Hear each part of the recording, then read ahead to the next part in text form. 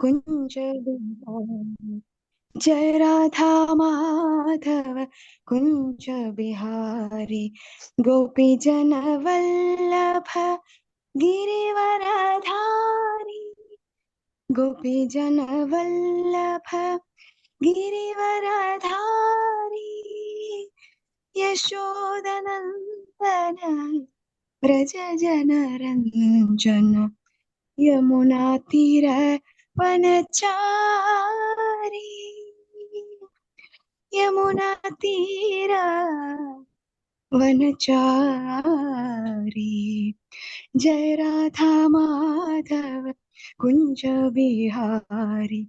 जय राधा माधव कुंज बिहारी। हरे कृष्णा कृष्णा कृष्णा हरे हरे, हरे रामा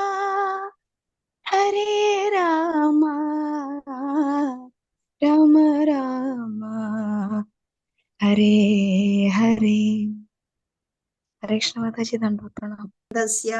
ज्ञानाञ्जनशलाकया चक्षुरुन्मीलितं येन तस्मै श्रीगुरवे नमः। गुरवे गौरचन्द्राय राधिकायै तदालये कृष्णाय कृष्णभक्ताय तत्भक्ताय नमो नमः। हरे कृष्ण कृष्ण कृष्ण हरे हरे, हरे राम राम राम हरे हरे। स्वानुभावमखिलश्रुतिसारमेकम् अध्यात्मदीपमदितीर्षदन्तमोऽन्तम् संसारिणां करुणयागपुराणगुह्यम् तं व्याससूनुमुपयामि गुरुं मुनीनाम्। नारायणं नमस्कृत्य नरं चैव नरोत्तमं देवीं सरस्वतीं व्यासं ततो जयमुदीरयेत्। शृण्वतां स्वगता कृष्ण शृण्वतां स्वगता कृष्ण पुण्यश्रवणकीर्तनः कृत्यन्तस्तो ह्यभद्राणि विध्नोति सुवत्सदां। नष्टप्रायेषु भद्रेषु नित्यं भागवत सेवया भगवत्युत्तमश्लोके भक्तिर्भवती नैष्टिकी। हरे कृष्ण कृष्ण कृष्ण हरे हरे, हरे राम राम राम हरे हरे। मूकं करोति वाचालं पङ्गुं लङ्घयते गिरिं यत्कृपातमहं वन्दे श्रीगुरुं दीनतारिणं परमानन्दमाधवं श्रीचैतन्यमीश्वरम्। कथञ्जन स्मृते यस्मिन् दुष्करं सुकरं भवेत् स्मृते विपरीतं स्यात् श्रीचैतन्यं नमामि तम्। आनन्दलीलामय विग्रहाय हेमाभदिव्यश्च विसुन्दराय तस्मै महाप्रेमरसप्रदाय चैतन्यचन्द्राय नमो नमस्ते। चैतन्यचन्द्राय नमो नमस्ते। चैतन्यचन्द्राय नमो नमस्ते। कृष्णाय वासुदेवाय देवकी नन्दनाय च नन्दगोपकुमाराय गोविन्दाय नमो नमः। जय जय श्री चैतन्य नित्यानंद श्री अद्वैत गदाधर श्रीवासादि गौरभक्तवृंद की जय। हरे कृष्ण। नमो विष्णुपादाय कृष्णप्रेष्ठाय भूतले श्रीमते महाविष्णु गोस्वामिने नामिने नमो विष्णुपादाय कृष्णप्रेष्ठाय भूतले श्रीमते भक्तिवेदान्त स्वामिने नामिने। हरे कृष्ण।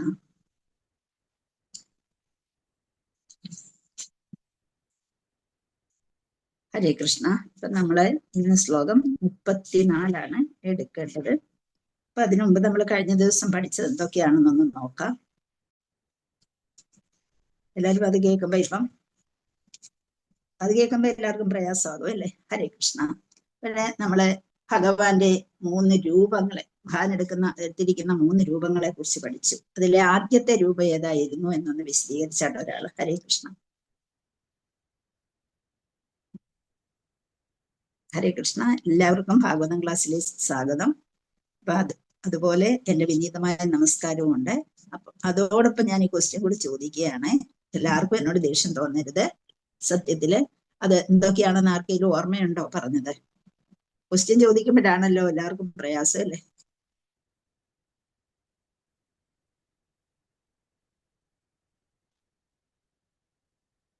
ഹരേ കൃഷ്ണ, ഞാൻ പറയുന്നൊന്നും കേൾക്കുന്നില്ലയോ? അതോ കഴിഞ്ഞ ദിവസം 2 ദിവസമേ ആയുള്ളൂ പഠിച്ചിട്ട്, അത് അതുപോലെ അങ്ങ് പോയോ എല്ലാവരിൽ നിന്നും? ഹരേ കൃഷ്ണ. എന്ത് പ്രഭു, ഞാൻ പറഞ്ഞത് കേട്ടില്ല. അത് കംപ്ലീറ്റ് ഓർമ്മിക്കാൻ കഴിയുന്നില്ല. ഓർമ്മിക്കാൻ ആർക്കും ഇല്ലേ? ആരും നോട്ട് എഴുതിയിട്ടുമില്ല, ഓർത്തിട്ടുമില്ല? പ്രകാശം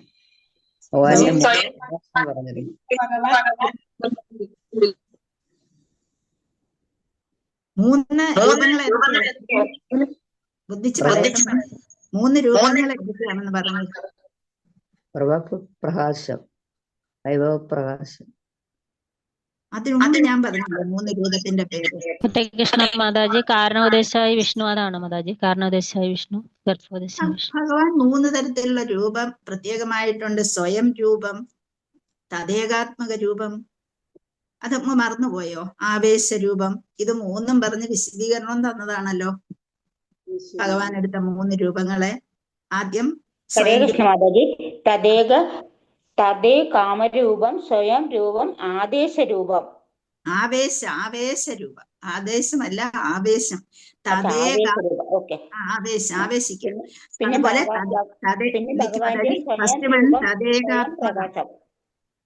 തദേകാത്മകം, ഒന്നാമത്തേത് തദേകാത്മകം. സ്വയം രൂപം എന്തൊക്കെയാണെന്ന് ഒന്ന് പറഞ്ഞോളൂ. സ്വയം രൂപം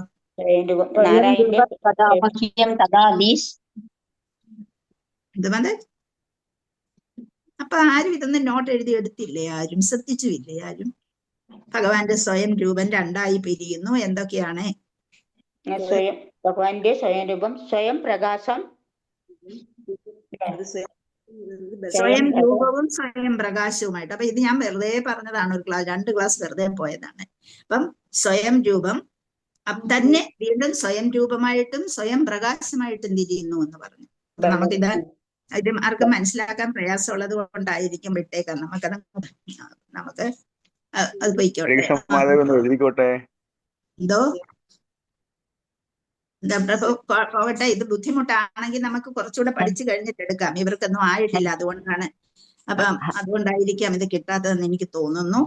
അപ്പൊ നമുക്ക് പിന്നീട് ഇത് കുറച്ചുകൂടെ പഠിച്ചതിന് ശേഷം നമുക്ക് ഇത് എടുക്കാം. ഇതിപ്പോ ഇങ്ങനെ ഇതിനകത്ത് പുസ്തകത്തിൽ ഇത് വന്നത് കൊണ്ടാണ് ഞാനത് എടുക്കാൻ കാരണം. പക്ഷെ ആർക്കും അത് അത്ര കണ്ട് മനസ്സിലായില്ല എന്ന് തോന്നുന്നു. അതുകൊണ്ട് കുറച്ചുകൂടെ കഴിയട്ടെ, എന്നാലും അത് എടുക്കട്ടെ, അവിടെ നിൽക്കട്ടെ എന്നാല്. അപ്പൊ പോട്ടെ, സാരമില്ല. ഞാൻ ഒന്നുകൂടെ പറയാം. കൃഷ്ണന്റെ തദേകാത്മക രൂപമുണ്ട്, സ്വയം രൂപമുണ്ട്, ആവേശ രൂപമുണ്ട്. അതിൽ സ്വയം രൂപത്തിൽ തന്നെ കൃഷ്ണൻ 2ആകുന്നു. സ്വയം രൂപമായിട്ടും ആവേശ രൂപമായിട്ടും വരുന്നു. അതുപോലെ ഞാൻ എത്ര പ്രാവശ്യം പറഞ്ഞു. അതുപോലെ രാസലീലയുടെ കാര്യവും ഭഗവാന്റെ 16,108 ഭാര്യമാരുടെ കാര്യവും ഒക്കെ എത്ര പ്രാവശ്യം പറഞ്ഞു. പ്രഭവപ്രകാശമാകുന്നു. സ്വയം രൂപത്തിൽ നിന്ന് പ്രഭവപ്രകാശവും വൈഭവപ്രകാശവും ഉണ്ടാകുന്നു. പ്രഭവപ്രകാശം എന്ന് പറയുമ്പം ഭഗവാൻ അതേ രൂപത്തിൽ തന്നെ ശ്യാമസുന്ദരനായി വേണുകുണന്തം അരവിന്ദദളായതാക്ഷനായിട്ട് അങ്ങനെ നിൽക്കുന്നതാണ് പ്രഭവപ്രകാശം എന്ന് പറയുന്നത്. അതിന് 2 എക്സാമ്പിൾസും തന്നു. ഓർമ്മയില്ലെങ്കിൽ പോയിക്കോട്ടെ, ഞാൻ പറയുന്നു. വൈഭവപ്രകാശത്തിൽ വരുമ്പോഴത്തേക്ക് ഇമോഷണൽ ഫീച്ചേഴ്സ് മാറുന്നുണ്ട്. അവിടെ ഭഗവാൻ അതേ മാറ്റം, അതുപോലെ തന്നെ ഒരു മാറ്റമേ ഉള്ളൂ, കളറിലുള്ള വ്യത്യാസം ബലരാമനായിട്ട് വരുന്നു. അവിടെ പ്രഭവപ്രകാശം. ഇത് വളരെ ഇമ്പോർട്ടന്റ് ആയിട്ടുള്ളതും വളരെ പ്രയാസകരമാണെന്ന് എനിക്കറിയാം. എന്നിരുന്നാൽ പോലും ഇത്രയും നിങ്ങൾ വായിച്ചില്ല എന്ന് പറയുമ്പോൾ എനിക്ക് അതിനകത്ത് ഡിസപ്പോയിന്റ്മെന്റ് ഉണ്ട്. അപ്പം ബലരാമനെ, അപ്പൊ അതിനകത്ത് ഞാൻ എക്സാമ്പിൾ ആയിട്ട് ദേവകിയുടെ പുത്രനായിട്ട് വരുന്ന അവസരത്തിൽ ആദ്യം എന്താണ് ചെറ്റിടി മുഴക്കങ്ങളും മഴക്കാറും ആ സമയത്ത് ഭഗവാൻ എങ്ങനെ ഉണ്ടായി, എങ്ങനെയാണ് 4 കാണിച്ച 2 കൈകൾ ആ ശംഖചക്ര ഗദാപത്മത്തോടു കൂടി അദ്ദേഹം അവതരിക്കുന്നു. അവിടെ നിന്ന് ദേവകിയുടെ അഭ്യർത്ഥന മാനിച്ച് 2 കൈകൾ സ്വീകരിക്കുന്നതായിട്ടൊക്കെ ഞാൻ പറഞ്ഞിരുന്നു. ഇനിയിപ്പൊ അങ്ങോട്ട് പോകുന്നില്ല. അതേ ആത്മരൂപത്തിലൊക്കെ പോയി കഴിഞ്ഞാൽ അത് കുറച്ചുകൂടി കോംപ്ലിക്കേറ്റഡ് ആണ്. നമുക്കിവിടെ നിർത്താം. ഭഗവാൻ അപ്പം സ്വയം രൂപം. അപ്പൊ നിങ്ങളുടെ പുസ്തകത്തിനെ അപേക്ഷിച്ച് പുസ്തകത്തിൽ ഉണ്ടായിരുന്നത്, നമ്മുടെ പുസ്തകത്തിൽ ഉണ്ടായിരുന്നത് സ്വയം രൂപത്തെ കുറിച്ചാണ്. സ്വയം രൂപത്തിൽ ഭഗവാന്റെ സ്വന്തം രൂപം എടുത്തു. അതെന്താണ് എന്നുള്ളതാണ് അപ്പൊ അവിടെ പറഞ്ഞിരിക്കുന്നത്. അപ്പൊ അത് നമുക്ക് അവിടെ നിർത്താം. എന്താണ് ഭഗവാന്റെ സ്വയം രൂപം എന്ന് പറയുന്നത്? ശ്രീവത്സാംഗം ഘനശ്യാമം പുരുഷം വനമാലിനം ശങ്കചക്രഗദാപത്മൈരഭിവ്യക്ത ചതുർഭുജം കിരീടിനം കുണ്ടലിനം കേയൂരവലയാന്വിതം കൗസ്തുഭാഭരണഗ്രീവം ഇതൊക്കെ പറയുന്നുണ്ടെങ്കിലും ഭഗവാന്റെ സ്വയം രൂപം എന്ന് പറയുന്നത് 2 കൈകളോട് കൂടിയ ആ ഒരു രൂപത്തെ കുറിച്ചാണ് പറഞ്ഞിരിക്കുന്നത്. അത് കാണാനാണ് നമ്മൾ ഭഗവത്ഗീതയിൽ നിങ്ങൾ പഠിച്ചു. അത് കാണാൻ വേണ്ടി ഋഷിമാരായാലും ശരി എല്ലാവരും കാത്തിരിക്കുന്നത് ആ രൂപം കാണാനാണ് എന്ന് നിങ്ങൾ 11ാം അധ്യായത്തിലെ ഭഗവത്ഗീതയിൽ വായിച്ചിട്ടുണ്ടാകും. നിങ്ങൾ ഒരുപാട് കാലം കൊണ്ട് ഭഗവത്ഗീതയൊക്കെ പഠിക്കുന്നല്ലോ, അപ്പൊ അത് കേട്ടിട്ടുണ്ടാകും. അപ്പൊ ആ 2 കൈകൾ ഉള്ള ആ ശ്യാമസുന്ദരനെയാണ് ആ സ്വയം രൂപത്തിൽ നമ്മളെ ദർശിക്കുന്നത്. അത് പ്രത്യേകിച്ച് അത്രയും നിങ്ങൾ ഓർത്തിരിക്കുക. ശ്യാമസുന്ദര രൂപമാണ് ഭഗവാന്റെ സ്വയം രൂപം എന്നുള്ളത്. അദ്ദേഹം അത് മറക്കാതെ ഇരിക്കുക. പിന്നെ അവിടെ നിന്ന് ഭഗവാനെ അല്പം നിറം മാറിയെടുക്കുന്നതാണ് എന്താണ് ബലരാമനായിട്ട് വരുന്നത് എന്നും. അത് 2 കാര്യങ്ങൾ മറക്കാം. അപ്പൊ തദയാത്മകമൊക്കെ പിന്നീട് എടുക്കാം, അതങ്ങ് വിട്ടേക്ക്. ആവേശരൂപമൊക്കെ. ഹരേ കൃഷ്ണ. പിന്നെ ഇനിയിപ്പം നമുക്ക് 34ാമത്തെ ശ്ലോകത്തിലേക്ക് കടക്കാം. ഈ ശ്ലോകത്തില് നമ്മളെ പഠിച്ചത് എന്താണ്? ഇവിടെ ശ്രീകൃഷ്ണ ഭഗവാനാലും ശ്രീ ബലദേവനാലും പരിരക്ഷിക്കപ്പെടുന്നു എല്ലാവരും. എവിടെയാണ്? ദ്വാരകയിലുള്ള ആൾക്കാരെ കുറിച്ച്, അവിടുത്തെ ശ്രുതദേവനെ കുറിച്ചും ഉദ്ധവരെ കുറിച്ചും നന്ദരെ കുറിച്ചും സുനന്ദനെ കുറിച്ചും ഇതിനെക്കുറിച്ചൊക്കെ ചോദിക്കുന്ന അവസരത്തിലാണ് അദ്ദേഹത്തെ കുറിച്ച് ഇങ്ങനെ അദ്ദേഹത്തിന്റെ വിവിധ രൂപങ്ങളെ കുറിച്ചൊക്കെ നമ്മളെ സംസാരിച്ചത്. ഇത്രയും മാത്രം നിങ്ങൾ മനസ്സിൽ ഓർക്കുക, ഭഗവാന്റെ സ്വയം രൂപം എന്താണ് എന്നുള്ളത്. അത് എല്ലാവർക്കും മനസ്സിലായല്ലോ. അത് മാത്രം. ആരെങ്കിലും ഒന്ന് പറഞ്ഞോളൂ, ഭഗവാന്റെ സ്വയം രൂപം എന്താണ്? ഹരേ കൃഷ്ണ. ശ്രീകൃഷ്ണ രൂപം. 2 കൈകളുള്ള ശ്യാമസുന്ദര രൂപം. എക്സാമ്പിള് ദേവകി ദേവി ആവശ്യപ്പെട്ട അവസരത്തില് എന്താണ് വിഷ്ണു രൂപം ഉപേക്ഷിച്ചിട്ട് ഈ രൂപത്തിൽ 2 കൈകളുള്ള ശ്യാമസുന്ദര രൂപത്തിൽ പ്രത്യക്ഷപ്പെട്ടു എന്നുള്ളത്. പിന്നെ നമുക്ക് പ്രത്യേകിച്ച് രാസലീല ടൈമിൽ ഞാൻ പറഞ്ഞു, മാധവൻ നടുക്ക് അങ്കനകൾ അപ്പുറത്തുമായിട്ട് നിൽക്കുമ്പോൾ കൃഷ്ണന്റെ രൂപം ഓരോരുത്തർക്കും ആ രൂപം മാത്രമേ മനസ്സിലുണ്ടായിരുന്നുള്ളൂ ആ രാസലീല ടൈമില്. അതുപോലെ പിന്നെ നാരദരെ ദ്വാരകയിൽ വെച്ച് ഓരോ കൊട്ടാരത്തിലും കണ്ട ആ രൂപം, ഓരോ 16,108 കൊട്ടാരങ്ങളിൽ കണ്ട ആ രൂപം എന്നുള്ളത്. ഹരേ കൃഷ്ണ. ഇപ്പൊ നമ്മൾ അവിടുന്ന് പോവുക, അവിടുന്ന് മാറി നമ്മൾ 34ാമത്തെ ശ്ലോകത്തിലേക്ക് കടക്കാം. ഭഗവാനപി ഗോവിന്ദോ ബ്രഹ്മണ്യോ ഭക്തവത്സലഃ കശ്ചിത് പുരേ സുധർമായ സുഖമാസ്തേ സുഹൃത്പ്രദഃ. ഭഗവാനപി ഗോവിന്ദോ ബ്രഹ്മണ്യോ ഭക്തവത്സലഃ കച്ചിത് പുരേ സുധർമായ സുഖമാസ്തേ സുഹൃത്പ്രദഃ. ഭഗവാനപി ഗോവിന്ദോ ബ്രഹ്മണ്യോ ഭക്തവത്സലഃ കശ്ചിത് പുരേ സുധർമായ സുഖമാസ്തേ സുഹൃത്പ്രദഃ. ഭഗവാൻ അപി ഗോവിന്ദഃ ബ്രഹ്മണ്യഃ ഭക്തവത്സലഃ. പിന്നെ അടുത്ത കശ്ചിത് പുരേഹേ സുധർമായ സുഖം ആസ്തേ സുഹൃത്പ്രദഃ. പിരിച്ചു പറയുന്ന വാക്കുകൾ. ഭഗവാൻ നമുക്കറിയാം പരമദിവ്യോത്തമ കൃഷ്ണനായ ഭഗവാൻ എന്ന ഉദ്ദേശത്തിലാണ് അവിടെ ഭഗവാൻ എന്ന വാക്ക് വന്നിരിക്കുന്നത്. നമ്മളെല്ലാവരെയും ഭഗവാൻ എന്ന് വിളിക്കും, അതുകൊണ്ടാണ് അവിടെ പ്രത്യേകം എടുത്തു പറയേണ്ടി വന്നത്. അപ്പം ബാക്കി എല്ലാവരെയും നമ്മൾ ഏത് ക്ഷേത്രത്തിൽ പോയാലും ഭഗവാൻ എന്ന് വിളിക്കും. ഇവിടെ പരമദിവ്യോത്തമ പുരുഷനായ ഭഗവാൻ എന്ന് വിളിക്കുന്നതിനുള്ള കാരണങ്ങളൊക്കെ നമ്മൾ നേരത്തെ പഠിച്ചിട്ടുള്ളതാണ്. പിന്നെ ഗോവിന്ദ ഗോവിന്ദൻ എന്ന് പറയാൻ കാരണം ഗോവിന്ദൻ അത് പിന്നീട് പറയാം. ഇന്ദ്രിയങ്ങളെയും ഗോക്കളെയും ഉജ്ജീവിപ്പിക്കുന്നവൻ ഗോവിന്ദൻ.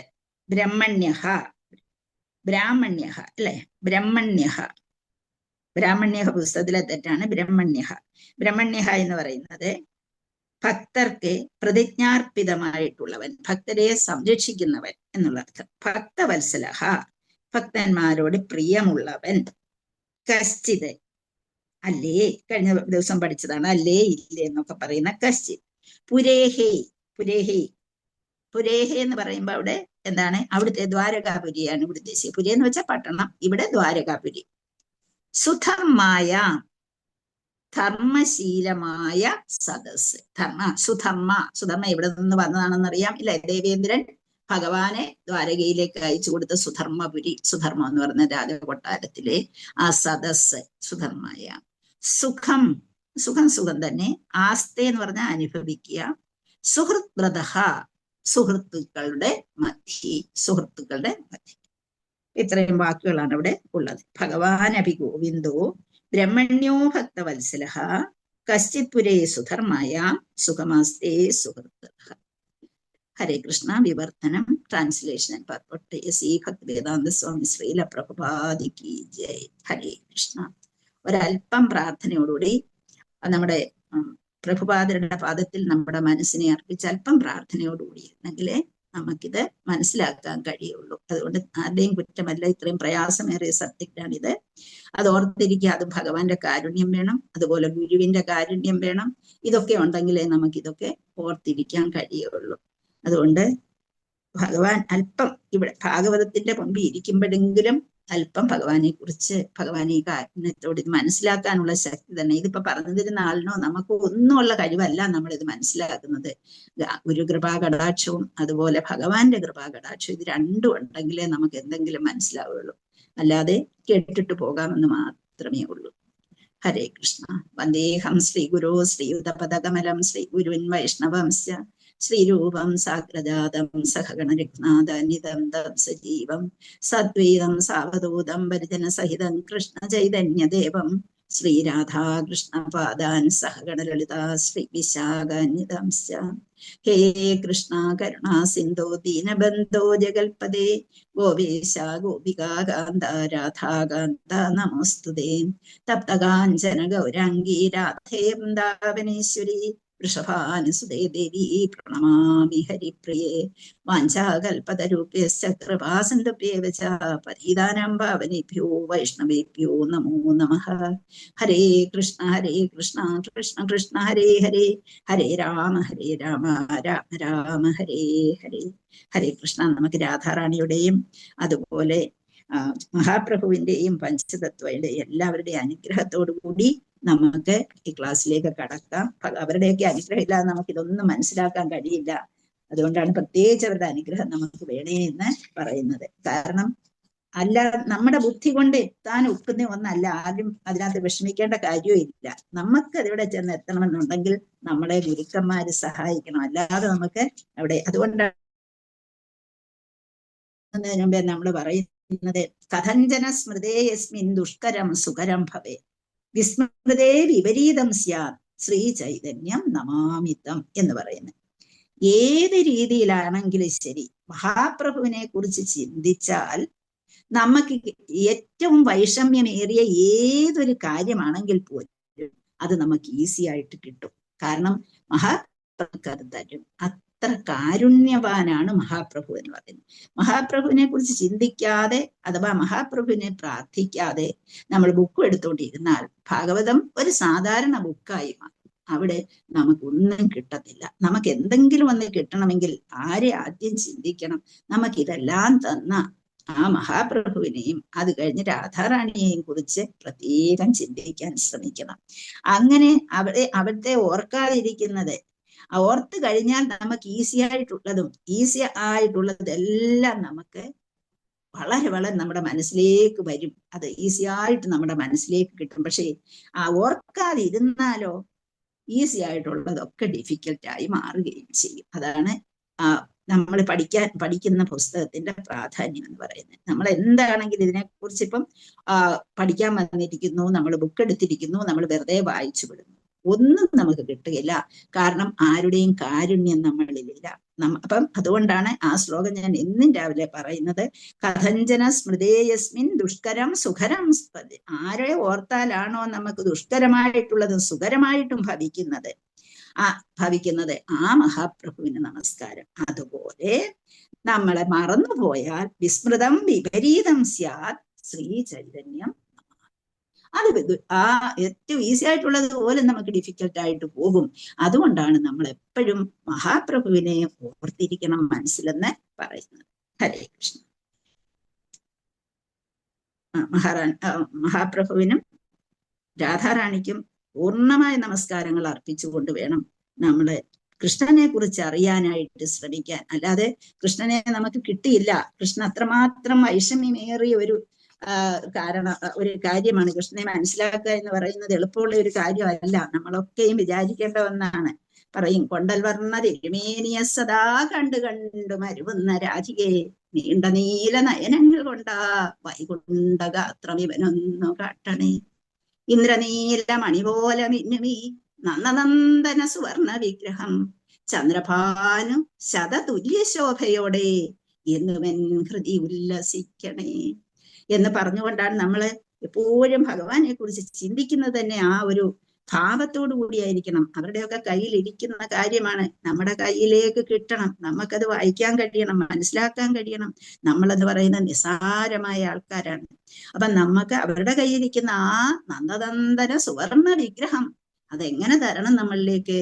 ചന്ദ്രഭാനു ശതതുല്യ ശോഭയോടെ എന്റെ ഹൃദയത്തിൽ എന്നും വിലസുവാൻ ആ കൃപാകടാക്ഷം എനിക്ക് തരണേ രാധാറാണി എന്ന് രാധാറാണിയോട് പ്രാർത്ഥിച്ചുകൊണ്ടുമാണ് നമ്മൾ ഇതൊക്കെ പഠിക്കാനായിട്ട്. അതുപോലെ ആ മഹാപ്രഭു തന്നിട്ടുള്ള കാര്യം, മഹാപ്രഭുവിന്റെ കാരുണ്യം നമ്മളിലേക്ക് ചൊരിയാൻ മഹാപ്രഭു എപ്പോഴും തയ്യാറാണ്. അതിന് ഒരു ബുദ്ധിമുട്ടുമില്ല. മഹാപ്രഭു അതിന് തയ്യാറാണ്. പക്ഷെ നമ്മൾ അതിന് തയ്യാറായി അവിടുത്തെ പാദത്തിൽ നമ്മള് ചെല്ലുന്നില്ല. അതാണ് നമ്മുടെ കാര്യമായിട്ടുള്ളത്. ഇപ്പൊ ഇത് പറഞ്ഞത് നിങ്ങൾ ആ ശ്ലോകം മഹാപ്രഭുവിന്റെ പ്രാർത്ഥന ശ്ലോകം നമ്പർ ഒന്ന് പറയാം. അത് ഞാൻ പഠിച്ചിരിക്കുന്നതാണ് പ്രഭു. ഇതിനകത്തെ പഠിച്ചു വെച്ചിരിക്കുന്ന കഥഞ്ജന സ്മൃതേസ്മിൻ ദുഷ്കരം സുഖരം ഭവേദെന്നുള്ളത്. എനിക്ക് അതിന്റെ നമ്പർ ഒന്നും ഓർമ്മയില്ല. എവിടാന്നറിയാമോ? ഇതുപോലുള്ള കാര്യങ്ങൾ നമുക്ക് ഓർമ്മ പറയുന്ന നമുക്ക് നോട്ട് ചെയ്തില്ലെങ്കിൽ പിന്നെ മുന്നോട്ട് പോകാറുണ്ട്. പിന്നെ മാതാവ് ചോദിക്കണം, പറയാനും പറ്റില്ല. ഇത് ഞാൻ പണ്ട് തൊട്ടേ മഹാപ്രഭുവിനെ കുറിച്ച് പഠിച്ചപ്പോ തൊട്ടേ പഠിച്ചു വെച്ചിരിക്കുന്നതാണ് പ്രഭു. എനിക്ക് എവിടുന്നാണെന്ന് എനിക്ക് അതുകൊണ്ട് മാതാജിക്ക് അടുത്ത പ്രാവശ്യം അതിന്റെ നമ്പര് ഞാൻ ഓർത്തിട്ട് പറയാം പ്രഭു. ഇത് ഞാൻ എവിടെ ക്ലാസ് എടുക്കുമ്പോഴും ആദ്യം ഇത് പറയും. അതുകൊണ്ട് എന്റെ മനസ്സിൽ നിന്ന് പോവാതെ നിൽക്കുന്നുണ്ട്. ഇത് പറയാം ഞാൻ. ഖരഞ്ജന സ്മൃതേ യസ്മിൻ ദുഷ്കരം സുഖരം ഭവേത് വിസ്മൃതേ വിപരീതം സ്യാത് ശ്രീ ചൈതന്യം നമാമിതം. വേണമെങ്കിൽ എഴുതിയെടുത്തോളൂ. ഒന്ന് ഗ്രൂപ്പിൽ ഇട്ടു പറഞ്ഞ വളരെ ഉപകാരം, എല്ലാവർക്കും കേൾക്കാലോ. ഞാൻ നമ്മുടെ പ്രഭുവിനെ ഇട്ടുകൊടുക്കാം. പ്രഭു അപ്പം ഗ്രൂപ്പിൽ ഇട്ടോളൂ. Okay. Hare Krishna. Hare Krishna. Thank you. Hare Krishna. അപ്പൊ നമുക്ക് നമ്മുടെ പുസ്തകത്തിലേക്ക് കടക്കാം. മഹാപ്രഭുവിന്റെയും അതുപോലെ രാധാറാണിയുടെയും ഒക്കെ നമ്മുടെ ഗുരുനാഥന്റെയും പിന്നെ ആരുടെയാണ് പ്രഭുവാദയുടെയും സഹായത്തോടുകൂടി നമുക്കിത് ഓരോ വാക്കും പഠിക്കാൻ നമുക്ക് കഴിയണേ എന്ന് പ്രാർത്ഥിച്ചുകൊണ്ട് നമുക്ക് കിടക്കാം. ഭഗവാൻ അഭിഗോവിന്ദോ. അപ്പം അതിന്റെ വിവർത്തനം: ഗോക്കൾക്കും ഇന്ദ്രിയങ്ങൾക്കും ബ്രാഹ്മണർക്കും ആനന്ദം പകരുന്നവനും സ്വഭക്തരോടെ അത്യന്തം മമതയുള്ളവനുമായ ശ്രീകൃഷ്ണ ഭഗവാൻ മിത്രങ്ങളാൽ വലയം ചെയ്യപ്പെട്ട ധർമ്മപൂരിതമായ ദ്വാരകാപുരിയിലെ സദസ് ആസ്വദിക്കുന്നുണ്ടോ? അടുത്ത ക്വസ്റ്റ്യൻ ആണ് ചോദിച്ചത്. അപ്പൊ ഇവിടെ നമ്മുടെ ഗോക്കൾക്കും ഇന്ദ്രിയങ്ങൾക്കും, ഗോക്കൾ എന്ന് പറഞ്ഞാൽ നമുക്കറിയാം പശുക്കൾക്ക്, ഇന്ദ്രിയങ്ങൾക്ക്, ബ്രാഹ്മണർക്ക് ഒക്കെ ആനന്ദം കൊടുക്കുന്നവനായ ഭഗവാൻ. അപ്പം അതേ പിന്നെ പ്രത്യേകത എന്താണ്? സ്വഭക്തരോട് അത്യന്തം മമതയുമുണ്ട്. അങ്ങനെ പിന്നെ മിത്രങ്ങളാൽ വലയം ചെയ്യപ്പെട്ടിരിക്കുന്നു. അദ്ദേഹം ധർമ്മപൂരിതമായ ദ്വാരകാപുരിയിലെ സദസ് ആസ്വദിക്കുന്നുണ്ടോ എന്നാണ് ഇവിടെ ചോദിച്ചിരിക്കുന്നത്. അപ്പൊ നമുക്ക് ഇവിടെ നോക്കാം. ശ്ലോകം ഒന്ന് വായിച്ചോളൂ. ഒരാൾ വായിച്ചാൽ മതി, വെറുതെ നമുക്ക് സമയം ഒരുപാട് പോകണ്ട. ഓക്കെ. ഹരേ കൃഷ്ണ. ഹരേ കൃഷ്ണ. ഗോവിന്ദോ ബ്രഹ്മണ്യോ ഭക്തവത്സലഃ കച്ചിത് പുരേ സുധർമായാം സുഖമാസ്തേ സുവർകൃതഃ. ഹരേ കൃഷ്ണ. ഹരേ കൃഷ്ണ. നമുക്കിവിടെ വേണ്ടത് എല്ലാവരിലും ഉണ്ടാകേണ്ട ഒരു വാക്ക് പറയും. എന്റെ മഹാരാജും അതുപോലെ പ്രഭുപാദരും ഒക്കെ പറയുന്ന ലൗല്യം നമ്മളിലെല്ലാം ഉണ്ടാകണം. ലൗല്യം എന്ന് പറഞ്ഞാൽ എന്താണ്? തീവ്രമായ ആഗ്രഹം നമ്മളിൽ ഉണ്ടായെങ്കിൽ മാത്രമേ നമുക്ക് ഭാഗവതം വേണ്ട രീതിയിൽ പഠിക്കാനൊക്കൂ. അല്ലെങ്കിൽ ആ തീവ്രമായ ആഗ്രഹം ഇല്ലെങ്കിൽ നമുക്ക് ഭാഗവതം വേണ്ട രീതിയിൽ കിട്ടുകയില്ല എന്നുള്ളതാണ്. ആ ഒരു ഭാഗവതം പഠിച്ചിരിക്കണം, എനിക്ക് മനസ്സിലാക്കണം, എനിക്ക് വേണം, ഭഗവാന്റെ മുന്നിൽ ഭഗവാനെ കുറിച്ച് എന്തെങ്കിലും എനിക്ക് അറിയണം എന്നുള്ള ഒരു ചിന്താഗതി നമ്മുടെ മുമ്പിൽ വരുമ്പോഴാണ് നമ്മൾ ഭാഗവതത്തെ കുറിച്ച് എന്തെങ്കിലും മനസ്സിലാക്കുന്നത്. അപ്പോഴേ എന്തെങ്കിലും ഭാഗവത്തിലെ കാര്യങ്ങൾ നമ്മൾ മനസ്സിലാക്കും. നമ്മളൊക്കെ വിചാരിക്കും എനിക്ക് ഭാഗവതം നല്ലതായിട്ട് വായിക്കാൻ അറിയാം, ഭാഗവതം എല്ലാം അറിയാം എന്നുള്ള ചിന്താഗതി നമ്മൾ പലർക്കും ഉണ്ട്. പക്ഷേ നമ്മൾ വിചാരിക്കുന്ന ഇപ്പൊ ഞാൻ എന്തൊരു കാര്യമാണെങ്കിലും നമുക്ക് അറിഞ്ഞുകൂടാ, നമുക്ക് അതിലെ പല കാര്യങ്ങളും അറിഞ്ഞുകൂടാ എന്ന ഒരു ചിന്താഗതി നമ്മൾ വന്നെങ്കിൽ മാത്രമേ നമുക്ക് ഭാഗവതത്തെ കുറിച്ച് മനസ്സിലാക്കാൻ കഴിയുള്ളൂ. അപ്പം ലൗല്യം എന്ന ആ ഭാവം നമ്മളിൽ ഉണ്ടാകണം. തീവ്രമായ ആഗ്രഹം നമ്മളിൽ ഉണ്ടായെങ്കിൽ മാത്രമേ ഭാഗവതം മനസ്സിലാക്കാൻ നമുക്ക് കഴിയുള്ളൂ എന്നാണ് ഇവിടെ പറയുന്നത്. അപ്പൊ ഈ ഭാഗവതത്തിലെ ഭഗവാൻ എങ്ങനെയുള്ള ആളാണെന്ന് ആദ്യം മനസ്സിലാക്കുക. ഗോക്കൾക്കും ഇന്ദ്രിയങ്ങൾക്കും ബ്രാഹ്മണർക്കും ആനന്ദം പകരുന്നവനാണ് ഭഗവാൻ എന്ന് പറഞ്ഞിരിക്കുന്നു. അതുകൂടാതെ സ്വഭക്തരോട് അത്യന്തം മമതയുള്ളവനുമാണ്, അതുപോലെ മിത്രങ്ങളാൽ വലയം ചെയ്യപ്പെട്ടവനാണ് എന്നൊക്കെ പറഞ്ഞിട്ടുണ്ട്. പിന്നെ ധർമ്മപൂരിതമായ ദ്വാരകാപുരിയിലെ സദസ്സിൽ അലങ്കരിക്കുന്നവനുമാണ് എന്ന് പറഞ്ഞു. അപ്പൊ ഇതിലെ പ്രത്യേകിച്ച് നമ്മൾ മനസ്സിലാക്കേണ്ട വാക്കുകൾ ഗോവിന്ദൻ എന്ന് പറയാൻ കാരണം എന്താണ് ഗോവിന്ദൻ എന്ന് പറയുന്നത് ഭഗവാൻ എന്താണ്? എപ്പോഴും ലോകത്തിൽ എങ്ങനെയാണ് പശുക്കളെ മേയ്ക്കുന്ന, ഗോക്കളെ മേയിച്ചുകൊണ്ട് നടക്കുന്നവനാണ് ഭഗവാൻ എന്നുള്ളത്. അപ്പം ഗോവിന്ദൻ പിന്നെന്താണ്? നമ്മുടെ ഓരോ ഇന്ദ്രിയങ്ങളെയും പുനരുജ്ജീവിപ്പിക്കുന്നവൻ. ഓരോ ഇന്ദ്രിയങ്ങളെയും ഡെഡ് മാറ്ററായിട്ടുള്ള ഇന്ദ്രിയങ്ങളെ ഒക്കെ ജീവൻ കൊടുക്കുന്നവനായ ഗോവിന്ദൻ. അപ്പം ഗോവിന്ദൻ എന്നുള്ളതിന് രണ്ട് വാക്കുകളാണ് അവിടെ പറഞ്ഞത്. ആരെങ്കിലും പറഞ്ഞിട്ട് എന്തൊക്കെയാണ് ഗോവിന്ദൻ? രണ്ട് രീതിയിൽ ഗോവിന്ദൻ എന്ന വാക്കിന്റെ അർത്ഥം. ഗോക്കളെ ഇന്ദ്രിയങ്ങളെയും മോഹിപ്പിക്കുന്നവൻ, ഉജ്ജീവിപ്പിക്കുന്നവൻ, അല്ലെങ്കിൽ അതിന് ജീവൻ കൊടുക്കുന്നവൻ. നമ്മുടെ ഓരോ ഇന്ദ്രിയങ്ങൾക്കും ഡെഡ് മാറ്ററാണ് നമ്മുടെ ഈ ഓരോ ഇന്ദ്രിയങ്ങളും, അതിന് ജീവൻ നൽകുന്നവൻ എന്നുള്ള അർത്ഥത്തിലാണ് അത് പറഞ്ഞിരിക്കുന്നത്. അപ്പം ഗോവിന്ദൻ ബ്രഹ്മണ്യോ ഭക്തവത്സലഃ.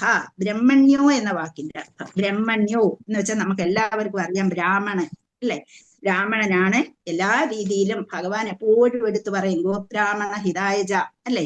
പശുക്കളെയും അതുപോലെ ബ്രാഹ്മണരെയും ഏറ്റവും ഇഷ്ടമുള്ളത് അല്ലെ? നമ്മളെപ്പോഴും അതുപോലെ നമ്മൾ ഭഗവാനെ നമ്മൾ ഭോഗ നേദിക്കുമ്പോഴും നമ്മൾ പറയും അല്ലെ, ഓ ബ്രാഹ്മണ ഹിതായച്ച എന്നുള്ളത്. അപ്പം ബ്രാഹ്മണരെ കുറിച്ച് നോക്കുമ്പോഴേ ബ്രാഹ്മണരെ എങ്ങനെയുള്ള ആൾക്കാർ നമ്മൾ പറയും?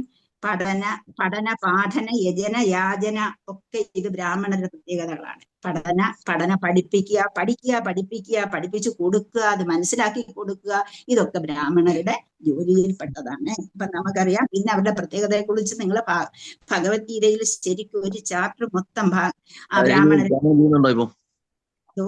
കേട്ടില്ല. ഹരേ കൃഷ്ണ. അവരുടെ പ്രത്യേകത എന്ന് പറയുന്ന ശമം, ദമം, തപം, ശൗചം, ശാന്തി, ആർജവം, ജ്ഞാനം, വിജ്ഞാനം, ആസ്തിക്യം. ആർക്കെങ്കിലും ഓർമ്മയുണ്ടോ? ഭഗവത്ഗീതയിലുള്ളതാണ്. ഭഗവത്ഗീതയിലെ ഒരു ചാപ്റ്റർ മൊത്തം ഇതൊക്കെ പറയുന്നുണ്ട്. ബ്രാഹ്മണ ക്ഷത്രിയ വൈശ്യരെ കുറിച്ച് പറയുന്ന ആ ഭാഗത്താണ് പറയുന്നത്. അപ്പം ശമം എന്ന് പറയുമ്പോൾ മൈൻഡിന് സെൽഫ് കൺട്രോൾ ഉള്ള ആള്. അത് ദമം എന്ന് പറയുമ്പോൾ ഇന്ദ്രിയങ്ങളെ അതുപോലെ കൺട്രോൾ ചെയ്യുന്നത്. പിന്നെ തപസ് എന്ന് പറയുമ്പം എല്ലാവർക്കും അറിയാം മലയാളത്തിൽ സെൽഫ് കൺട്രോൾ, ഓസ്റ്ററിറ്റി നന്നായിട്ട് നോക്കുന്ന ആള്. ശൗചം എന്ന് പറയുമ്പോൾ നല്ല ക്ലെൻലിനെസ് ഉള്ള വ്യക്തി. ശാന്തി എന്ന് പറയും മറ്റുള്ളവരോട് ടോളറേറ്റ് ചെയ്യുവാനുള്ള കഴിവ്, അതുപോലെ അവരോട് ക്ഷമിക്കാനുള്ള കഴിവ്. ആർജവം എന്ന് പറയുമ്പോൾ വളരെ സിമ്പിൾ ആയിട്ടിരിക്കുക. ഞാൻ ഒന്നുകൂടെ പറയുന്നേ ഉള്ളൂ, നിങ്ങൾ പുസ്തകത്തിൽ ഇതുപോലെ ഉണ്ട്, ഭഗവത്ഗീതയിൽ ഇതുപോലെ ഉണ്ട്. ശാന്തി, ഫോർഗിവ്നെസ്, പിന്നെ അതുപോലെ ആർജവം എന്ന് പറയുമ്പോൾ വളരെ സിമ്പിൾ ആയിട്ട് പെരുമാറാൻ കഴിയുന്ന ആള്. ജ്ഞാനം എന്ന് പറയുമ്പോൾ അറിവ്, ആ അറിവ് വളരെ തിയററ്റിക്കലായിട്ട് നമുക്ക് മനസ്സിലാക്കാൻ കഴിയും. ജ്ഞാനം എന്ന് പറയുമ്പോൾ അവിടെ തിയററ്റിക്കലായിട്ട് ജ്ഞാനം നേടിയെടുക്കുക, അറിവ് ഇന്നതൊക്കെയാണെന്ന് മനസ്സിലാക്കുക. അതിനെ പ്രാക്ടിക്കലായിട്ട് ഉപയോഗിക്കുന്നതാണ് വിജ്ഞാനം. വിജ്ഞാനം. പിന്നെ ആസ്തിക്യം എന്താണ്? നമ്മുടെ പുസ്തകങ്ങളിൽ പൂർണ്ണമായ വിശ്വാസം. അല്ലാതെ ഇത് വെറുതെയാണ്, ഭഗവാന് 16,108 ഭാര്യമാരോ, ഇതൊക്കെ വെറുതെ പറയുന്നതാണ്, ഇതൊക്കെ തത്വം മനസ്സിലാക്കാൻ വേണ്ടി പറയുന്നതാണ്, ഇതിനകത്ത് യാതൊരു കാര്യമില്ല എന്ന് വിശ്വസിക്കുന്ന ഒരു ബുക്ക് എടുക്കാതിരിക്കുകയാണ് നല്ലത്. അപ്പൊ അങ്ങനെ സ്പിരിച്വൽ സ്ക്രിപ്റ്റേഴ്സിൽ വിശ്വാസമുള്ളവരെ. അപ്പൊ ഇത്രയൊക്കെ ബ്രാഹ്മണരുടെ പ്രത്യേകതകളാണ്. എന്തൊക്കെയാണ്? ശമം, ദമം, തപസ്, ശൗചം, ശാന്തി, ആർജവം, ജ്ഞാനം, വിജ്ഞാനം, ആസ്തിക്യം. ഇതൊന്നും പുതിയതല്ല നമുക്ക്. പിന്നെ പീസ്ഫുൾനെസ്, സമാധാനം, സെൽഫ് കൺട്രോൾ വേണം, ഓസ്റ്ററിറ്റി വേണം, പ്യൂരിറ്റി വേണം, ടോളറൻസ് വേണം, ഓണസ്റ്റി ആയിരിക്കണം, നോളജ്, വിസ്ഡം, റിലീജിയസ്നെസ്. ഇതെല്ലാം ബ്രാഹ്മണരുടെ പ്രത്യേകതകളാണ്. ബ്രാഹ്മണരെ കുറിച്ച് മനസ്സിലാക്കുക. അപ്പം ഇതെല്ലാം അവരുടെ നേച്ചറാണ്. ഹരേ കൃഷ്ണ. 1 മിനിറ്റ്.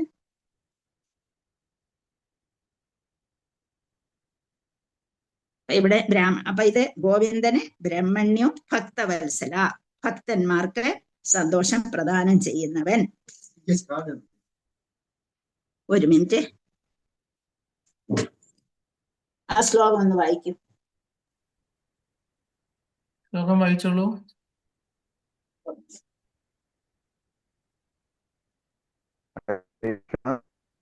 വായിക്കൂ.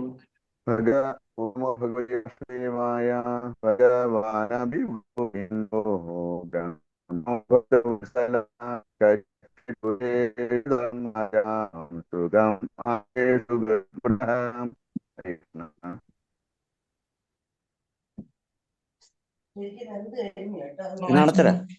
വായിച്ചോളൂ പ്രഭു. വായിച്ചോളൂ.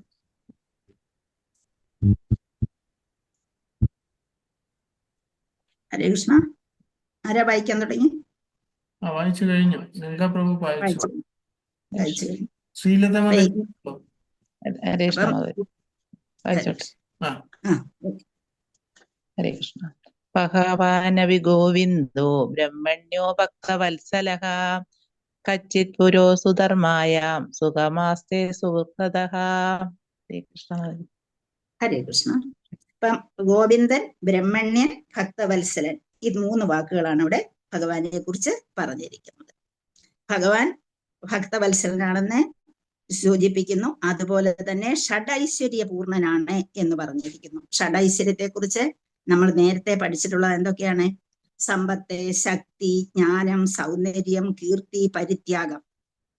പലപ്പോഴും നമ്മൾ ഒരുപാട് പ്രാവശ്യം പരാശര മഹർഷി പറഞ്ഞിട്ടുള്ള കാര്യങ്ങളെ കുറിച്ച് നമ്മള് ഷഡൈശ്വര്യ സമ്പൂർണനാണ് ഭഗവാൻ എന്ന് പറഞ്ഞിട്ടുണ്ട്. ഭഗവാൻ എന്ന് പറയാൻ തന്നെ കാരണം ഇതെല്ലാം പൂർണ്ണമായി ഭഗവാനിൽ ഉള്ളത് കൊണ്ടാണ്. ഷഡൈശ്വര്യ പൂർണ്ണനാണ് ഭഗവാൻ എന്ന് പറയുന്നു. അപ്പൊ ഇതെല്ലാം പൂർണ്ണ രീതിയിലുള്ള പരമദിവ്യോത്തമ പുരുഷനാണ് ഭഗവാൻ. പിന്നീട് പ്രത്യേകിച്ച് ഭഗവാനെ കുറിച്ച് പറഞ്ഞിരിക്കുന്നത് ഇവിടെ നമുക്ക് ശ്രീല പ്രഭുപാദർ പറഞ്ഞിരിക്കുന്നത്, ഭക്തിയുത സേവനത്താൽ ഇന്ദ്രിയങ്ങളെ പവിത്രമാക്കിയവർക്ക് ഭഗവാന് യഥാർത്ഥ സേവന സമർപ്പണം സാധ്യമാവുകയുള്ളൂ എന്നാണ് പറഞ്ഞിരിക്കുന്നത്. ഇനിയും അതുപോലെ പവിത്രമായ ഇന്ദ്രിയങ്ങളാൽ വേണം ഭഗവാനെ കുറിച്ച് മനസ്സിലാക്കാൻ. എങ്ങനെയാണ് നമ്മൾ പവിത്രമാക്കുക? നമ്മൾ പഠിക്കുമ്പോഴെങ്കിലും നമ്മുടെ മനസ്സ് വേറൊന്നിലും പോകാതെ നമ്മുടെ മനസ്സ് ആ ഭഗവാനിലേക്ക് തന്നെ പിടിച്ചു കൊണ്ടുവരാൻ, നിൽക്കത്തില്ല, പോകുന്ന മനസ്സിനെ തിരിച്ചു പിടിച്ചു കൊണ്ടുവരാൻ ശ്രദ്ധിക്കുക. അങ്ങനെ ബദ്ധാത്മാക്കൾക്ക്, അശുദ്ധമായ ബദ്ധാത്മാക്കൾക്ക് ഇന്ദ്രിയങ്ങളിൽ നിന്നാണ് അവർ ആനന്ദം ആഗ്രഹിക്കുന്നത്. പക്ഷേ ഇന്ദ്രിയങ്ങളിൽ നിന്ന് യാതൊരു ആനന്ദവും ലഭിക്കുന്നില്ല എന്ന് നമുക്ക് മനസ്സിലാക്കാൻ കഴിയും. പിന്നീട് അതുപോലെ തന്നെ പ്രത്യേകിച്ച് ശ്രീല പ്രഭുപാദർ പറഞ്ഞിട്ടുണ്ട്, ഓരോ കാലഘട്ടത്തിന്റെയും പ്രത്യേകത അനുസരിച്ചാണ് നമ്മുടെ തൊഴിൽ ചെയ്യുന്നത്. ഗോസംരക്ഷണം അത് വളരെ പ്രധാനപ്പെട്ട ഒന്നായിരുന്നു ഭഗവാൻ ഉണ്ടായിരുന്ന കാലഘട്ടത്തിൽ. ഇന്നും ഗോസംരക്ഷണത്തിന് പകരം ഗോക്കളെ വധിക്കുന്ന ഒരു രീതിയാണ് ഇന്ന് നമ്മൾ കണ്ടുകൊണ്ടിരിക്കുന്നത്. അതുപോലെ അന്ന് ബ്രാഹ്മണീയ സംസ്കാരത്തിന് വളരെയധികം പ്രാധാന്യം ഉണ്ടായിരുന്നു. ബ്രാഹ്മണർ ശരിക്കും കാര്യങ്ങൾ പറഞ്ഞ് മനസ്സിലാക്കി കൊടുത്തിരുന്നു. ഇന്ന് ബ്രാഹ്മണരെ കാണണമെങ്കിൽ ബാങ്കിലൊക്കെ ചെല്ലണം. അവിടെയത്തെ ഉദ്യോഗസ്ഥരായിട്ടിരിക്കുകയാണ്.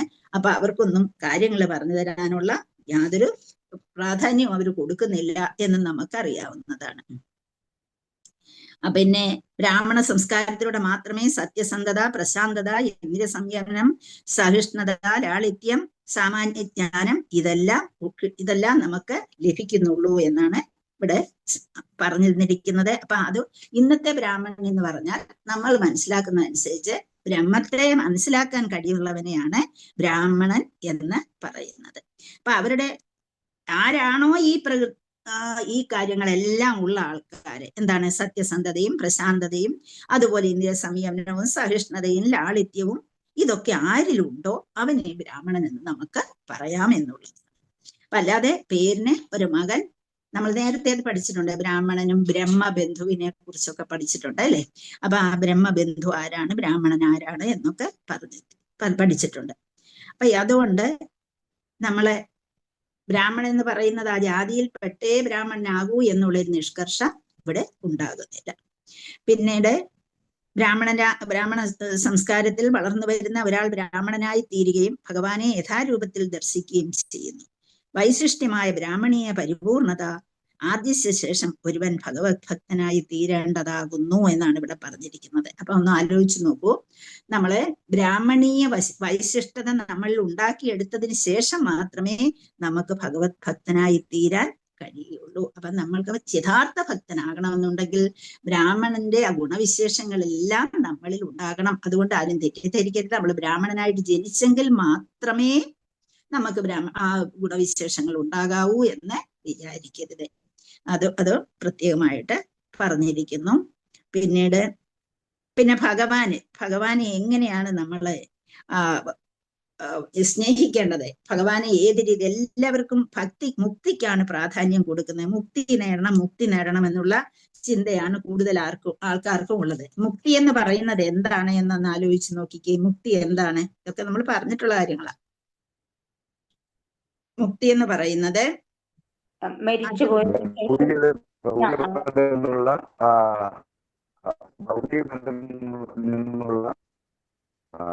മോചനം. നമ്മളെ മെറ്റീരിയൽ നേച്ചർ അല്ലെങ്കിൽ ഭൗതിക പ്രകൃതിയിൽ ജീവിക്കുമ്പോഴേ ആ ഭൗതികമായ പ്രകൃതിയിൽ നിന്നും മാറിയിട്ട് നമ്മളുടെ യഥാർത്ഥ സ്വരൂപത്തിലേക്ക് വരുമ്പോൾ നമ്മള് മുക്തനായി എന്നുള്ളതാണ്. നമ്മുടെ യഥാർത്ഥ സ്വരൂപം, ഭൗതികമായ ഈ ആവേശങ്ങളെല്ലാം വിട്ടതിന് ശേഷം നമ്മുടെ യഥാർത്ഥ സ്വരൂപമാണോ അതിലേക്ക് എത്തിച്ചേരുമ്പോൾ നമ്മൾ മുക്തനായി എന്നുള്ളതാണ്. മുക്തി. അപ്പം പല മുക്തികളെ കുറിച്ചും പഠിച്ചു. നമ്മുടെ എന്തൊക്കെയാണ് പ്രധാനപ്പെട്ട മുക്തികള്?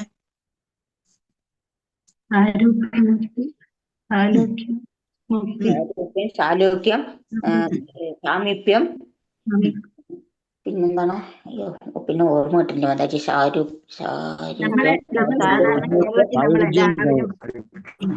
നമ്മളെല്ലാവരും പറയുന്നത് എന്താണ്? സായുജ്യമാണ് മുക്തി എന്നാണ്.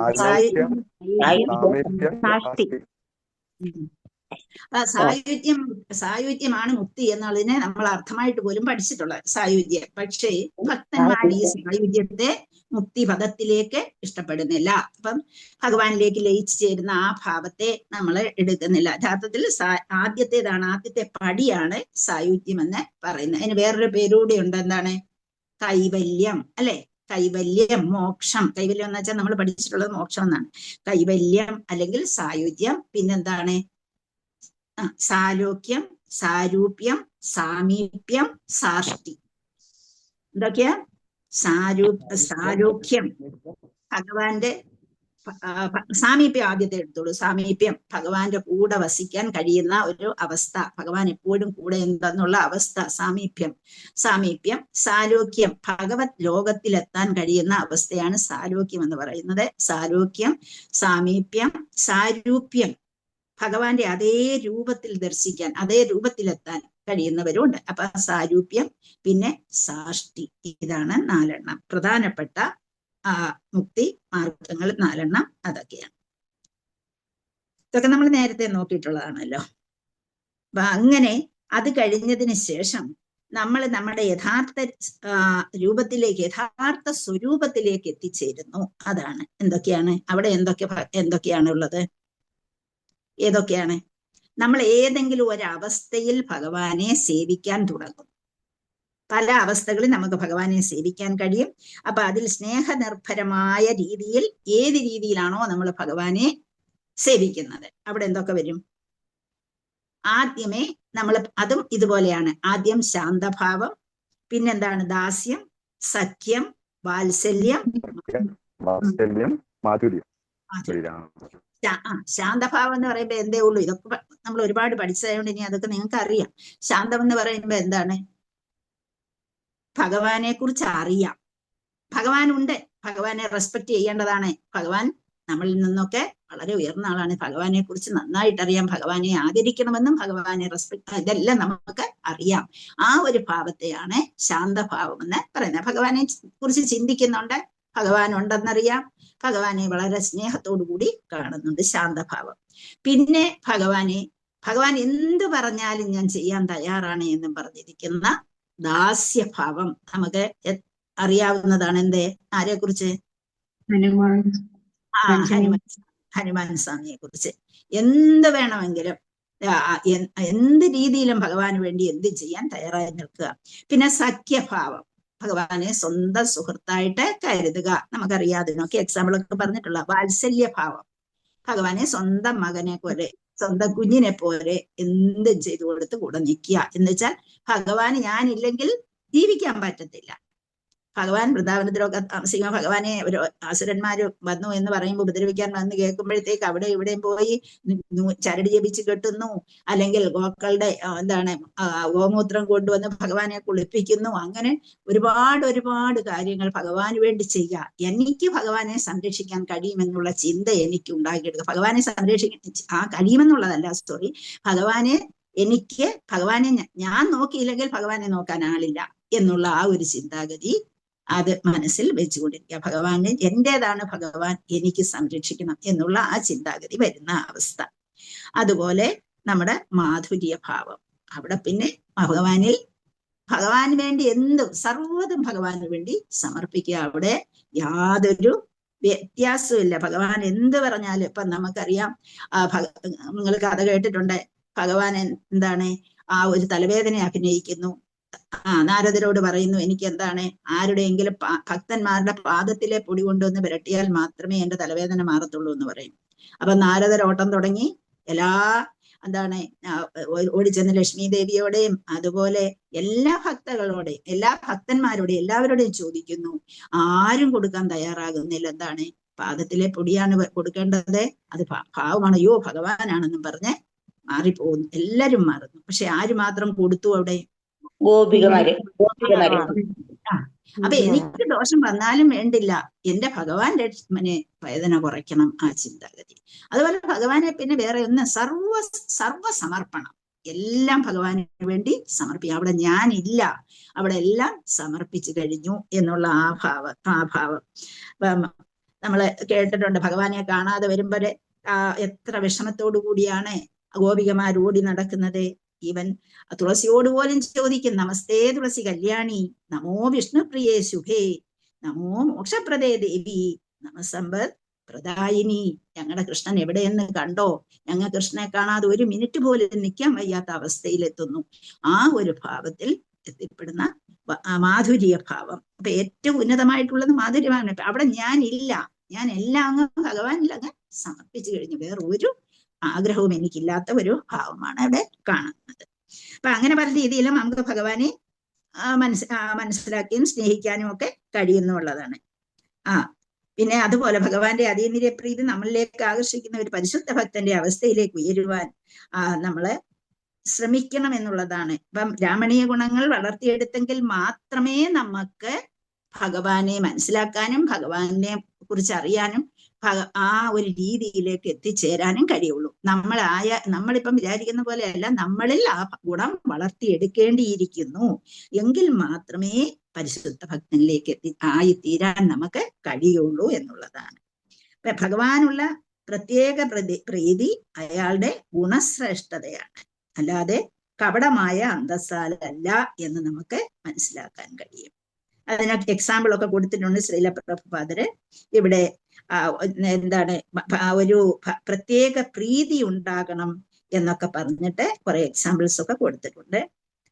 അതുപോലെ ഗുണവൈശിഷ്ട്യത്തിൽ ബ്രാഹ്മണരെക്കാൾ താഴ്ന്നവർക്കായി ഭഗവാനുമായി യാതൊരു വിധത്തിലുള്ള ബന്ധവും സ്ഥാപിക്കാൻ കഴിയുകയില്ല എന്ന് പറയുന്നു. അപ്പം എന്തായാലും നമുക്ക് ഗുണഗണങ്ങൾ നമ്മളിൽ വളർത്തിയെടുത്തെങ്കിൽ മാത്രമേ ഭഗവാനെ കുറിച്ച് അറിയാനും ഭഗവാനെ മനസ്സിലാക്കാനും ഭഗവാനുമായി ബന്ധപ്പെടാനും കഴിയുകയുള്ളൂ എന്നാണ് ഇവിടെ പറഞ്ഞിരിക്കുന്നത്. ആദ്യമേ മനസ്സിനെ കുറച്ച് ശുദ്ധീകരിക്കാൻ ശ്രമിക്കുക. ആ മനസ്സിനെ ശുദ്ധീകരിച്ചതിന് ശേഷം നമ്മളിൽ ഭഗവാൻ കൊണ്ട് ഗുണങ്ങൾ വളർത്തിയെടുക്കാൻ ശ്രമിക്കുകയും വേണം എന്നുള്ളതാണ് ഇവിടെ പറഞ്ഞിരിക്കുന്നത്.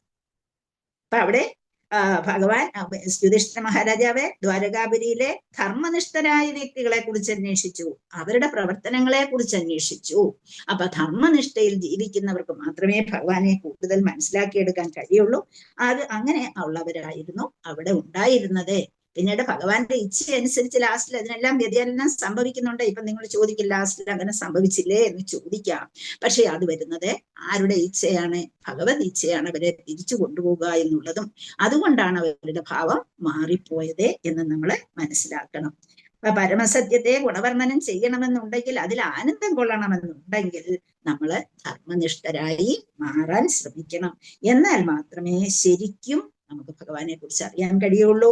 അങ്ങനെ അതിനെ കുറിച്ചൊക്കെ ചോദിക്കുകയാണ് ഇവിടെ യുധിഷ്ഠിരൻ ചെയ്തത് എന്ന് അറിയാം. ഹരേ കൃഷ്ണ. അടുത്ത ശ്ലോകം. യുധിഷ്ഠിരൻ പിന്നരാ? യുധിഷ്ഠിരൻ പിന്നെ മാതാജി 3 പേര് പറഞ്ഞില്ല. യുധിഷ്ഠിരൻ, സേതു. അല്ല മാതാജി, യുധിഷ്ഠിരൻ ഈ ക്വസ്റ്റ്യൻസ് ഒക്കെ ചോദിക്കുന്നു, അർജുനനോട് ചോദിക്കുകയല്ലേ ഇവിടെ ക്വസ്റ്റ്യൻസ് ഒക്കെ ചോദിക്കുന്നില്ലേ? അപ്പൊ അവിടെ ആ ദ്വാരകാപുരിയെ കുറിച്ച് ചോദിച്ചും ദ്വാരകാപുരിയിലുള്ള ആളുകളെ കുറിച്ച് അദ്ദേഹത്തിന് ധർമ്മശീലരാണെന്ന് അറിയാവുന്നത് കൊണ്ട് ധർമ്മശീലരായ വ്യക്തികൾ സമ്മേളിക്കുന്നിടത്ത് മാത്രമേ ഭഗവാൻ വസിക്കുകയുള്ളൂ.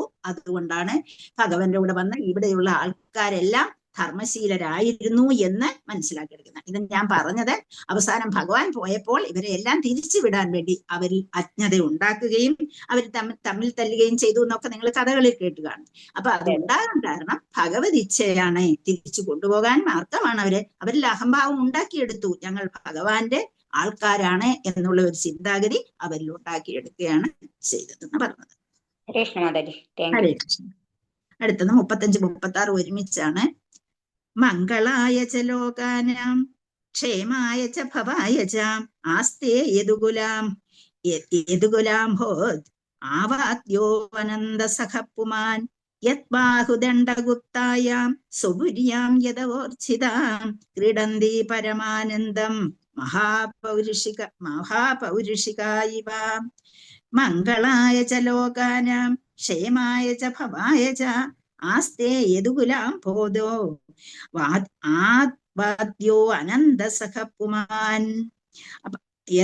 അത് പ്രത്യേകം ശ്രദ്ധിക്കേണ്ട ഒരു ലൈനാണ് അവിടെ. യത് ബാഹുദണ്ഡഗുപ്തായാം സുപുര്യാം യദവോർച്ഛിത ക്രീഡന്തി പരമാനന്ദം മഹാപൗരുഷികായിവ. വാക്ക് തിരിക്കുമ്പോ ഒന്ന് ശ്രദ്ധിക്കുക. മംഗളായ ച ലോകാനാം ക്ഷേമായ ച ഭവായ ച ആസ്തേ യദുകുലാം ഭോധൗ ഒന്നിച്ച് പറയണം. യദുകുലാം ഭോധൗ ആദ്യ അനന്ത സഖ, അത് ആദ്യോനന്ദ സഖ പുമാൻ എന്ന് പറയണം. ആ വാക്കുകൾ ശ്രദ്ധിക്കുക. ആസ്തേ യദുകുലാം ഭോധൗ, അതുകുല അംഭോധൗ എന്നുള്ളതാണ്. ആസ്തേ യദുകുലാം ഭോധൗ ആദ്യോനന്ദ സഖ പുമാൻ.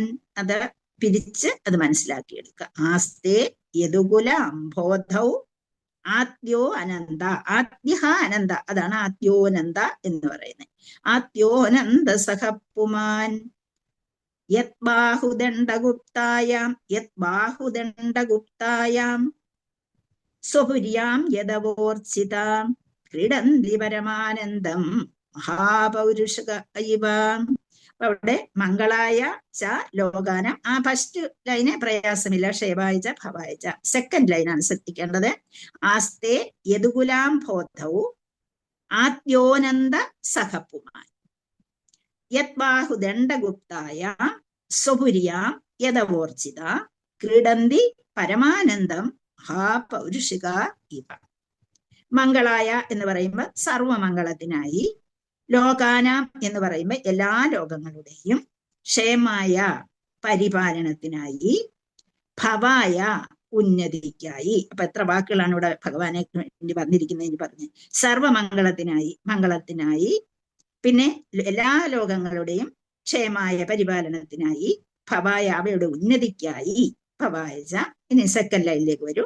ആസ്തേ അവിടെയാകുന്നു, അവിടെ ഉണ്ട് എന്നുള്ളത്. ആസ്തേ യദുകുലാംബോധൗ, യദുകുലാംബോധൗ എന്നുള്ളതാണ്. അപ്പൊ യദുവംശത്തിന്റെ സാഗരത്തിൽ, അംബോധൗ എന്ന് പറയുമ്പോ, അംബോധം എന്ന് പറയുമ്പോ എന്താണ്? സമുദ്രത്തെയാണ് പറയുന്നത്. യദുകുല അംബുധി, അംബുധി മലയാളത്തിൽ നമ്മൾ പഠിക്കുന്ന അല്ലെ. യദുകുല അംബോധൗ, യദുവംശ സാഗരത്തിൽ, ആദ്യ യഥാർത്ഥമായിട്ടുള്ളത്, ആദ്യമായിട്ടുള്ളത്, അനന്ത സഖ അനന്തന്റെ അഥവാ ബലരാമന്റെ സൗഹൃദം.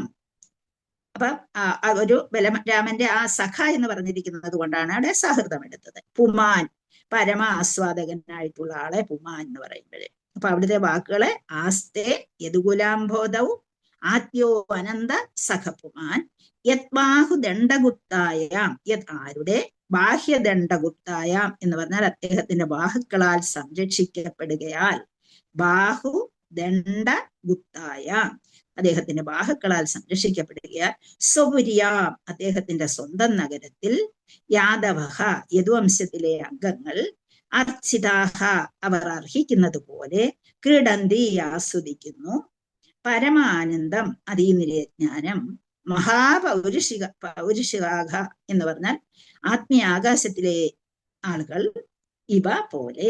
ഇത്രയും വാക്കുകളാണ് അവിടെ ഉള്ളത്. അതിലെ പ്രയാസമായിട്ടുള്ള സെക്കൻഡ് ലൈനേ ഉള്ളൂ. യദുകുലാംബോധൗ ആദ്യോ അനന്ത സഹപുമാൻ എന്നുള്ളതാണ്. ശ്ലോകം ഒന്ന് വായിക്കാൻ ശ്രമിക്കൂ. ഹരേ കൃഷ്ണ. ഹരേ കൃഷ്ണ. ഹരേ കൃഷ്ണ. മംഗളായ ച ലോകാനാം ക്ഷേമായ ച ഭവായ ച ആസ്തേ യദുകുലബോധൗ ആദ്യോ അനന്ത സുഖപുമാൻ യത് ബാഹുദണ്ഡഗുപ്തായ സ്വപുര്യാം യാദവോ അർച്ചിതാഃ ക്രീഡന്തി പരമാനന്ദ മഹാപൗരിഷ്ഠികായിവ. ഹരേ കൃഷ്ണ. ആദ്യോനന്ദ സഖപുമാൻ എന്ന് പറയണേ. ഹരേ കൃഷ്ണ. മംഗളായ ച ലോകാനാം ക്ഷേമായ ച ഭവായ ച ആസ്തേ യദുകുലാംബോധൗ ആദ്യോ അനന്ത സഖപുമാൻ യത് ബാഹുദണ്ഡഗുപ്തായാം സ്വപുര്യാം യദവോർജിതഃ ക്രീഡന്തി പരമാനന്ദം മഹാപൗരുഷികായിവ. ഹരേ കൃഷ്ണ. പരമാസ്വാദകനായ യഥാർത്ഥ പരമദിവ്യോത്തമ പുരുഷനും ആദിഭഗവാനായ അനന്തൻ ബലരാമനും സമ്പൂർണ്ണ പ്രപഞ്ചത്തിന്റെയും സാർവത്രികമായ പുരോഗതിക്കും സംരക്ഷണത്തിനും ക്ഷേമത്തിനുമായി യദുവംശമാകുന്ന സാഗരത്തിൽ വസിക്കുന്നു. മാത്രവുമല്ല, യദുവംശത്തിലെ അംഗങ്ങൾ ഭഗവാന്റെ തൃക്കരങ്ങളാൽ സംരക്ഷിക്കപ്പെടുകയാൽ ആത്മീയാകാശ വാസികൾ എന്ന വണ്ണം ജീവിതത്തെ ആസ്വദിക്കുന്നു. അപ്പൊ അവിടെ താമസിക്കുന്ന ആൾക്കാരുടെ ഭാഗ്യത്തെ കുറിച്ചാണ് പറഞ്ഞിരിക്കുന്നത്. അപ്പൊ ഭഗവാന്റെ പരമദിവ്യോത്തമ കൃഷ്ണനായ ഭഗവാൻ അതുപോലെ അവിടെയുണ്ട്. ആദി ഭഗവാനായ അനന്തൻ ബലരാമനും അവിടെയുണ്ട്. അവരെല്ലാം സമ്പൂർണ്ണ പ്രപഞ്ചത്തിന്റെയും സാർവത്രികമായ പുരോഗതിക്കും സംരക്ഷണത്തിനും ക്ഷേമത്തിനുമായിട്ടാണ് യദുവംശമാകുന്ന സാഗരത്തിൽ വസിക്കുന്നത് എന്ന് പറഞ്ഞിരിക്കുന്നു. അപ്പൊ ഇവിടെ പല ഒരു എക്സാമ്പിൾസ് കൊടുത്താണ് യുധിഷ്ഠിര മഹാരാജാവ് ചോദ്യം ചോദിച്ചിരിക്കുന്നത്. അപ്പൊ ഇതുകൊണ്ടൊക്കെയാണ് ഞാൻ ഭഗവാന്റെ രൂപത്തെക്കുറിച്ച്, സ്വയം രൂപത്തെക്കുറിച്ചും സ്വയം പ്രകാശത്തെക്കുറിച്ചും ഒക്കെ പറഞ്ഞത്. ഭഗവാൻ അവിടെ സ്വയം രൂപത്തിലുമുണ്ട്, സ്വയം പ്രകാശത്തിലുമുണ്ട് എന്ന് വെച്ചാൽ അത് രണ്ടുപേരെയും പറഞ്ഞിരിക്കുന്നു. എന്താണ്, ഭഗവാൻ പരമദിവ്യോത്തമ കൃഷ്ണനായി സ്വയം രൂപത്തിൽ അവിടെ ഉണ്ട്. അതുപോലെ തന്നെ ഭഗവാൻ അനന്തനായിട്ട് ബലരാമനായിട്ട്, ഭഗവാൻ അനന്തൻ ബലരാമനായിട്ട് എന്താണ് സ്വയം രൂപവും സ്വയം പ്രകാശത്തിലും അവിടെ ഉണ്ട് എന്നുള്ളതാണ് നമ്മൾ ഓർത്തിരിക്കേണ്ടത്. ബലരാമനും അവർ രണ്ടുപേരും സമ്പൂർണ്ണ പ്രപഞ്ചത്തിന്റെ സാർവത്രികമായ പുരോഗതിക്കും സംരക്ഷണത്തിനും ക്ഷേമത്തിനുമായി യദുവംശമാകുന്ന സാഗരത്തിൽ വസിക്കുന്നു എന്ന് പറഞ്ഞിട്ടുണ്ട്. ഇനി അതുകൂടാതെ ഭഗവാന്റെ തൃക്കരങ്ങളാൽ സംരക്ഷിക്കപ്പെടുന്നതാകിയാൽ ഇവർക്ക് ജീവിതത്തെ രണ്ടവിധം ആസ്വദിക്കാൻ കഴിയുകയും ചെയ്യുന്നുണ്ട് എന്നുള്ളതാണ്. ഭഗവാൻ വരുന്ന അവസരത്തിൽ ഭഗവാൻ പറഞ്ഞിരുന്നു എന്താണ്, അദ്ദേഹത്തിന്റെ എല്ലാ ആൾക്കാരും ആരെല്ലാമായി വരണമെന്നുള്ളത് ഭഗവാന്റെ ഇച്ഛയ്ക്കനുസരിച്ചാണ് ഇവിടെ വന്നിട്ടുള്ളത്. അപ്പൊ അവരെല്ലാം ജീവിതത്തെ ആസ്വദിച്ചുകൊണ്ട് കഴിയുന്നു എന്നാണ് പറയുന്നത്. അപ്പൊ ഇതിനെക്കുറിച്ച് പറയുമ്പോഴേ ഇനിയും നമുക്ക് പറയാൻ സമയമില്ല, കുറച്ച് കാര്യങ്ങൾ ഒരുപാടുള്ള രസമാണ്. ഈ 2 ശ്ലോകവും അതുപോലെ പ്രത്യേകിച്ച് പ്രഭു ഇട്ടിട്ടുണ്ട്. ആ ശ്ലോകം ഒന്ന് വായിക്കുക. 34-ാമത്തെ ശ്ലോകത്തിൽ കുറെ കാര്യങ്ങളുണ്ട്, അതൊന്ന് വായിക്കുക. 35 ഒന്ന് വായിച്ചു നോക്കുക. അതില് പിന്നെ കുറെ കാര്യങ്ങൾ നമുക്ക് പറയണം. 34 ഭഗവാനപി ഗോവിന്ദോ അതും ശരിക്കൊന്ന് വായിക്കുക. 36 ഒന്ന് വായിക്കുക. ഇന്നത്തെ ക്ലാസ്സിൽ നമുക്കത് കുറച്ചുകൂടെ കാര്യങ്ങൾ എടുക്കാനുണ്ട്. വളരെ പ്രധാനപ്പെട്ട കാര്യങ്ങളാണ് പറയാൻ അതിനകത്തുള്ളത്. ഹരേ കൃഷ്ണ. സമയമായത് നമുക്ക് താങ്ക് യു മാതാജി. മാതാജി നല്ലപോലെ പറഞ്ഞു. ഹരേ കൃഷ്ണ. ഹരേ കൃഷ്ണ.